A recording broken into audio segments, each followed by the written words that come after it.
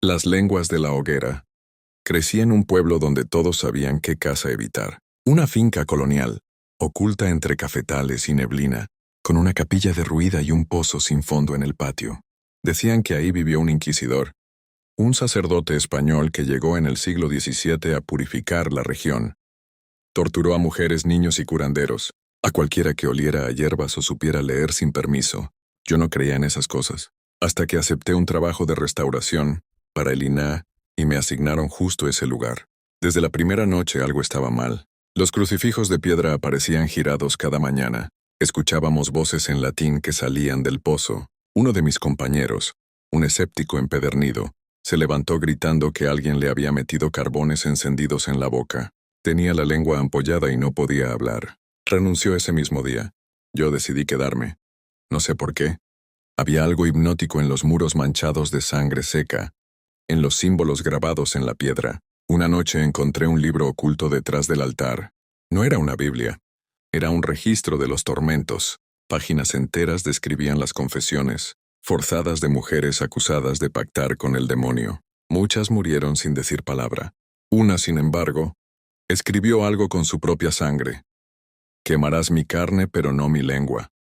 Y cuando la tierra olvide mi nombre, me encargaré de recordarlo a gritos. Esa misma noche, soñé con ella, sin rostro, envuelta en fuego. Me hablaba en una lengua que no entendía, pero que me llenaba la cabeza de dolor. Desperté con sangre en la almohada y la garganta rota, como si hubiera gritado durante horas. A la semana, 3 trabajadores desaparecieron. Solo encontramos sus botas y un rastro de ceniza. En la capilla, las imágenes de santos lloraban sangre, y la campana sonaba sola a las 3:33 de la madrugada. Cada toque, más fuerte que el anterior. Justina, una antropóloga que nos acompañaba, decía que la campana estaba hecha con metal, fundido de los instrumentos de tortura, que cada sonido despertaba lo que dormía en la tierra. La maldición no era de una bruja, era de todas. Habían sido quemadas vivas ahí mismo, y sus lenguas, según el registro, fueron cortadas y enterradas bajo el altar para evitar que sus rezos llegaran al infierno, pero parece que nunca dejaron de rezar. Tuve que huir. Me interné en el monte durante días, sin rumbo. Cuando volví al pueblo, la finca había desaparecido. Solo quedaba un claro de tierra negra y un pozo que seguía echando humo. Pero cada tanto, cuando hay neblina y el aire huele a carne quemada, se escuchan rezos en voz baja, como si aún pidieran justicia o venganza. La tierra no lo quiso. Lo enterramos un viernes por la noche. Era la única forma, dijeron, porque si lo hacíamos de día, se iba a salir. Así lo dijo la señora Justina, una curandera del rancho que vino cuando las cosas se pusieron feas. Todo empezó cuando un grupo delictivo tiró un cuerpo frente a la iglesia del pueblo. Nadie quiso tocarlo. Estaba desnudo, con marcas extrañas grabadas en la piel, como símbolos antiguos. No sangraba, pero olía a azufre. Lo dejaron ahí 3 días, hasta que el padre se hartó y pidió que lo sepultáramos en el panteón viejo. No había papeles, no había misa, solo un hoyo y el cuerpo cubierto de cal. Esa noche el aire cambió. Olía como a cuero quemado y flores podridas. Los perros huyeron del cementerio, y algunos ancianos empezaron a decir que habíamos cometido un error. A ese no lo mataron hombres. A ese lo bajaron del cerro porque ya no aguantaba estar allá arriba, me dijo uno. No entendí. A la semana siguiente las veladoras de la iglesia no encendían. Las imágenes de los santos aparecían de cabeza. El padre tuvo que cerrar todo y se fue sin avisar. Dijo que escuchaba golpes dentro del altar, y luego vinieron las muertes. Primero fue don Eusebio, el que ayudó a cavar la tumba. Lo encontraron con la cara comida como si se la hubieran arrancado con uñas. Luego, un niño que jugaba cerca del panteón desapareció. Lo único que quedó fue su camiseta, colgada de una rama, llena de ceniza. Justina nos dijo que eso no era un muerto, que era un retornado, un condenado, que la tierra lo rechazó porque su alma estaba vacía, que lo habían usado en rituales de brujería por parte del narco, que su cuerpo era un vaso para algo más, algo que ahora andaba suelto. Volvimos a excavar su tumba. Estaba vacía, ni cal ni ataúd, solo marcas de garras en la tierra. Alguien, o algo, había salido por su cuenta. Desde entonces, todos los espejos del pueblo se empañan solos a la medianoche. Se oyen risas de niño en las casas sin niños, y algunos aseguran ver una figura parada frente a la iglesia, descalza, con la piel como pergamino y los ojos totalmente negros. Dicen que no se puede matar lo que ya no es humano. Y yo creo que lo único que podemos hacer es rezar y esperar que no se acuerde de quién lo enterró. El niño que no salía en las fotos. Todo empezó cuando mi hermana me pidió cuidar a su hijo unos días. Tenía 6 años, un niño callado, pálido, que no decía mucho pero parecía entenderlo todo. Me pareció extraño desde el principio que no quisiera salir al sol. Decía que le dolía, que la luz lo quemaba por dentro. Pensé que eran cosas de niños mimados, pero lo que no pude ignorar fue lo de las fotos. Le tomé una con mi celular en el comedor. Cuando la vi estaba solo el fondo, otra en el patio lo mismo. En la tercera, lo único que aparecía era una sombra deformada junto a donde él estaba. Pensé que era un error de mi cámara, hasta que revisé una vieja foto familiar en la sala, donde él también debería salir. No estaba. Esa noche escuché cómo hablaba solo. Me acerqué y lo vi en cuclillas frente al espejo del pasillo como rezando. Pero lo que repetía no era un rezo. Eran palabras en latín que jamás le enseñaron. Reconocí una a Bernie. La había escuchado en un documental sobre posesiones demoníacas. Me heló la sangre.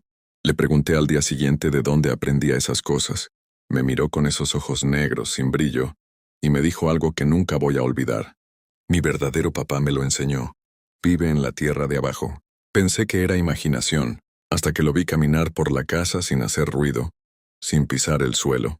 Sus pies flotaban unos centímetros apenas perceptible, como si no pesara.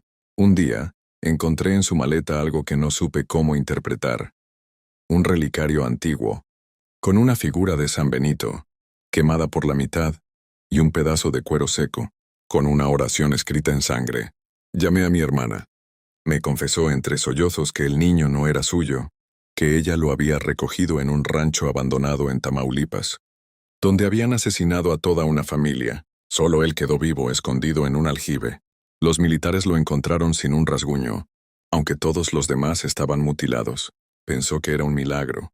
Lo adoptó, pero ahora entendía por qué no había papeles, por qué lloraba en sueños en una lengua que no existe, por qué los perros del vecindario le ladraban con furia sin que él hiciera nada. La última noche antes de que viniera por él, lo encontré en la cocina de pie sobre la mesa, sonriendo con la boca llena de sangre. Me dijo, «Gracias por dejarme entrar. Pronto vendrán mis hermanos». Cuando mi hermana llegó, él ya no estaba. Nadie sabe a dónde fue. Las cámaras de seguridad solo muestran la puerta abriéndose, sola a las 3 de la madrugada, y un susurro que se grabó en el audio. Lux in tenebris non lucet. Todavía hay noches en las que siento que alguien me observa desde el espejo del pasillo. La entrega. No sé cómo me metí en esto. Era mula, nada más. Cruzaba cosas, cerraba el hocico y cobraba, hasta que un día me pidieron algo diferente. Me dijeron que llevara un paquete especial desde Guerrero hasta la frontera. Era un niño. Iba dormido, envuelto en una cobija negra como si fuera una estatua. Ni se movía. Solo me dijeron, «No lo despiertes. No le hables. Solo entrégalo al otro lado». Lo metí en la cajuela y arranqué. Los primeros kilómetros fueron normales. Luego empecé a escuchar cosas, ruidos dentro del carro, como si se arrastraran cadenas por el metal. Luego una risa, como de un anciano pero muy suave, justo detrás de mi asiento. Cuando me detuve a revisar, el niño seguía dormido, pero su boca se movía. Rezaba. No entendía nada. Pensé que era mi mente, que el estrés me estaba rompiendo, hasta que llegué al primer retén. Eran soldados, pero algo andaba mal. Todos parecían pálidos, sudando. Uno se acercó, vio al niño por una rendija y se echó para atrás como si hubiera visto al mismo diablo. Me dejó pasar sin preguntar nada. Cuando quise agradecer, vi que su crucifijo se derretía en su cuello, como si lo quemara el sol. Después de eso el niño empezó a hablar. No me miraba, solo decía cosas al aire, nombres, fechas, culpas.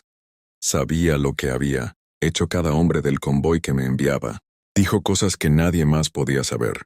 Mencionó a mi madre, a mi hija, a un aborto que tuvimos en silencio hace años. Su voz no era suya. Era como si varias personas hablaran al mismo tiempo. Mujeres, hombres, niños llorando. Quise dejarlo en medio del camino, pero no pude. El auto no se apagaba. Las puertas no abrían. Sentí que mis huesos dolían al tocar el volante. Lo único que podía hacer era manejar. Lo entregué en una hacienda vieja cerca del desierto. Me esperaban unos hombres que no hablaban español.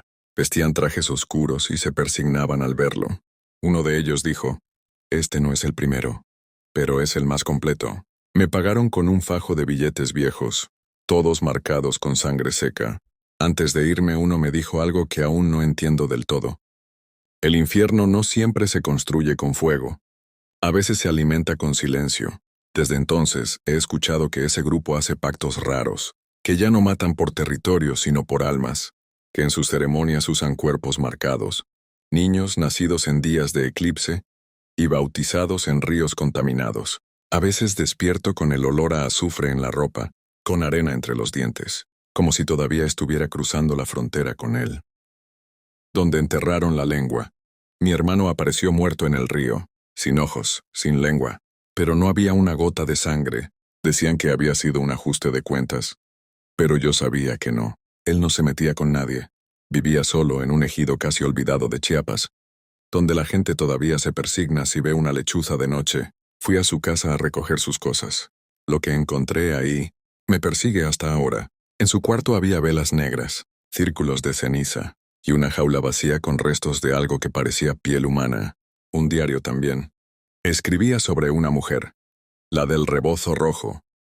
Decía que la veía en los sueños, que le hablaba en tzotzil antiguo, que le pedía tierra virgen para poder entrar. Al principio pensé que era locura, pero en su última entrada escribió algo que me congeló. Hoy acepté. Ella prometió devolverme la voz de mamá. Nuestra madre murió sin decirnos dónde había enterrado el dinero que guardaba de nuestro padre. Crecimos con hambre. La última vez que la vimos viva, dijo que la tierra hablaba, pero solo a quien diera algo a cambio. Mi hermano al parecer quiso escucharla, y pagó el precio. Esa noche me quedé en su casa. A las 3 de la mañana escuché el sonido de huesos rompiéndose en el patio. Salí con una linterna. La tierra estaba revuelta, como si algo hubiera salido de ella, y en medio del lodazal vi una figura pequeña, encorvada, cubierta por un rebozo rojo que ondeaba aunque no había viento. No caminaba, flotaba, no tenía rostro. Me habló sin abrir la boca. Él me dio su lengua.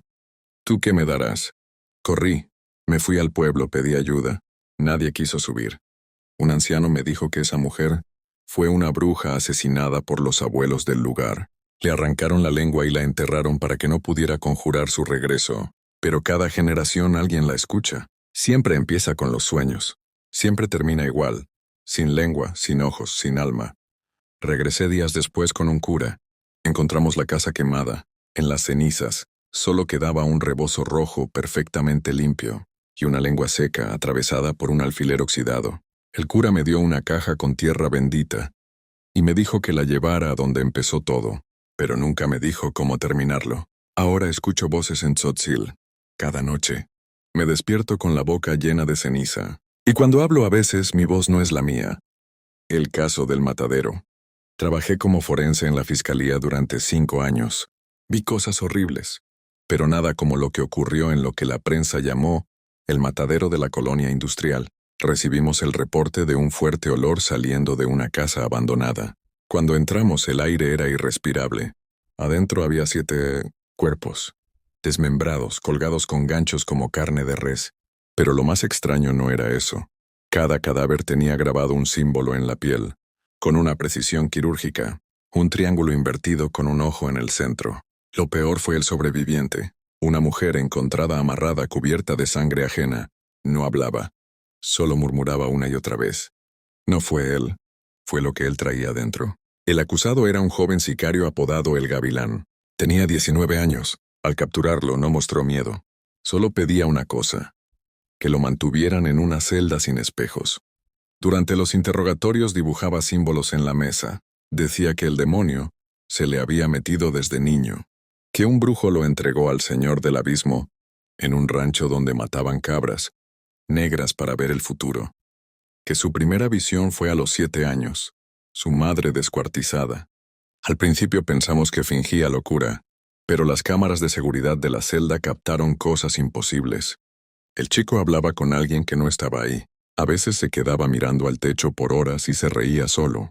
En una grabación se ve claramente cómo su sombra se mueve en dirección opuesta a su cuerpo. Durante la autopsia de los cuerpos del matadero, encontramos algo más: ninguno tenía corazón. Todos habían sido extraídos sin romper costillas, como si se hubieran desvanecido. Una noche, un guardia escuchó al chico gritando. Cuando fue a su celda, lo encontró muerto, sin lengua. En la pared, escrita con sangre, había una sola frase: «Yo no mato, solo abro la puerta». El caso se cerró como homicidio múltiple por trastorno psicótico, pero yo estuve ahí. Yo vi su cadáver, y vi lo que salió de su boca antes de morir. Algo que no era lengua, sino una sombra espesa, negra, con forma de serpiente, que flotó un segundo en el aire y desapareció. Desde entonces, en cada caso nuevo que analizo, reviso si tienen esa marca. Y ya van 4. No todos los demonios vienen del infierno. Algunos nacen aquí, se crían en la violencia, y solo necesitan un cuerpo que los deje entrar. Las hermanas de la sangre negra. Cuando empecé a trabajar en aquel burdel, creí que lo peor sería el olor o los gritos de las chicas. Pero no. Lo peor fue descubrir qué había detrás de esas puertas cerradas. Las hermanas que lo dirigían tenían una presencia que helaba la sangre. No eran humanas. Caminaban con pasos silenciosos, siempre vestidas de negro, y tenían unos ojos que reflejaban algo oscuro, como un abismo sin fin. Las muchachas desaparecían sin avisar. Algunos decían que las vendían o las mataban. Yo vi algo peor. Una noche, al colarme por un pasillo, encontré un cuarto secreto. En el centro, un altar con velas negras, huesos humanos y una figura encapuchada, recitando palabras en una lengua que parecía arrastrar el alma. Las hermanas se turnaban para ofrecer sacrificios que no eran solo cuerpos, sino almas. La gente en el pueblo murmuraba que pactaron con un demonio para obtener poder y dinero, que la sangre de sus víctimas mantenía sus cuerpos jóvenes y fuertes, y que solo ellas podían ver al verdadero amo de la casa. Un día, una chica logró escapar y me contó que las hermanas no solo mataban, sino que absorbían el dolor y la vida de sus víctimas para alimentar a una sombra que vivía en el sótano. Esa sombra tenía ojos rojos y un hambre insaciable. Esa noche, las vi bajar por unas escaleras que yo no sabía que existían. Sentí un frío que me paralizó. Escuché susurros, cadenas y un grito desgarrador. Nunca las volví a ver igual. Sé que algo oscuro sigue viviendo ahí, esperando su próxima ofrenda. Salí huyendo, pero el olor a sangre y fuego me persigue en cada sueño. A veces creo que me siguen, y que las hermanas de la sangre negra todavía caminan bajo la piel de la ciudad. El susurro de la Inquisición. Nunca pensé que un libro antiguo pudiera cambiar mi vida. Lo encontré en una biblioteca olvidada, cubierto de polvo y moho, con símbolos extraños en la portada. Era un registro secreto de la Santa Inquisición, lleno de confesiones y sentencias que jamás debieron salir a la luz. Al leerlo comencé a sentir que alguien me observaba. Por las noches, escuchaba susurros que se colaban por las paredes de mi casa, palabras en latín que no entendía, pero que me helaban el alma. Decidí visitar la antigua iglesia donde se realizaban los juicios. La encontré en ruinas, rodeada de maleza y con cruces caídas. Al entrar, un aire pesado me envolvió. En el altar había cenizas y un círculo dibujado con sangre seca. De pronto, vi una figura envuelta en una túnica oscura. No tenía rostro, solo una sombra que parecía absorber la luz. Me habló sin abrir la boca, transmitiendo un mensaje directo a mi mente. Los que juzgan pagan con sus almas. Sentí el frío recorrer todo mi cuerpo, cuando comprendí que los inquisidores no solo condenaban a herejes, sino que ataban sus espíritus a la tierra para alimentar a un ente ancestral, un demonio que se alimentaba del miedo y la culpa. Desde entonces la sombra me sigue. En los espejos veo sus ojos vacíos. En mis sueños, los gritos de las víctimas de la Inquisición me llaman, pidiendo justicia, y sé que si dejo de buscar la verdad, ese ente vendrá por mí, para reclamar también mi alma. El Pacto de la Sierra. En el rancho donde crecí, la violencia no solo venía de las balas, sino de algo más antiguo. Los hombres del cartel siempre respetaron esa tierra, porque sabían que no estaban solos. Cuando mi primo desapareció, dijeron que fue ajuste de cuentas. pero mi hermana me confesó algo que me heló la sangre. Antes de irse, él había hecho un pacto con la bruja de la sierra, una mujer que nadie veía, pero que todos temían. Se decía que podía dar poder, dinero y protección, pero a cambio, exigía sacrificios humanos. Una noche fui a buscarlo en el bosque. Encontré una fogata rodeada de huesos, y en el centro, un muñeco hecho con cabello y ropa de mi primo. En ese momento sentí una presencia, una mujer vestida de negro, con ojos que brillaban como carbones ardientes. Me habló sin mirarme. El pacto se cumple. Tu sangre debe alimentar la tierra para que el poder crezca. Corrí, pero el miedo me siguió. Al regresar al rancho todos estaban muertos. No había señales de lucha, solo un silencio que quemaba. Desde entonces, en las noches, escucho susurros en el viento, el olor a pólvora mezclado con hierbas quemadas. Sé que la bruja de la sierra sigue reclamando su precio, y que el cartel no es más que su ejército invisible. La noche del demonio. Nunca pensé que algo tan oscuro pudiera cruzarse en mi camino. Soy vigilante nocturno en un edificio antiguo que casi nadie usa ya. Mi trabajo es simple, recorrer los pasillos, asegurar que todo esté en orden, y esperar el fin del turno. Pero aquella noche fue diferente. Todo cambió cuando un apagón repentino sumió el lugar en una oscuridad total. Encendí la linterna y me dispuse a caminar con cuidado, pero algo me heló la sangre. Un susurro profundo y gutural se colaba entre las paredes. No era humano. Provenía de la puerta del fondo del pasillo, una puerta que normalmente estaba cerrada con llave, pero esta vez estaba entreabierta. Sentí un peso insoportable en el pecho, pero no podía darme la vuelta. La figura que apareció frente a mí era tan alta, que su cabeza parecía tocar el techo. No tenía ojos visibles, pero sentía cómo me observaba con una intensidad insoportable, atravesándome el alma. Su piel era como ceniza negra, entre llamas apagadas que parecían consumirla sin extinguirla. La criatura comenzó a hablar en un idioma antiguo y maldito, palabras que ardían en mi mente y me arrancaban la voluntad. Quise correr, pero mis piernas no respondían. Estaba paralizado por un terror que nunca antes había experimentado. El aire se volvió denso y caliente, como si el infierno mismo se hubiera instalado en ese corredor. Intenté gritar, pero de mi garganta solo salió un gemido.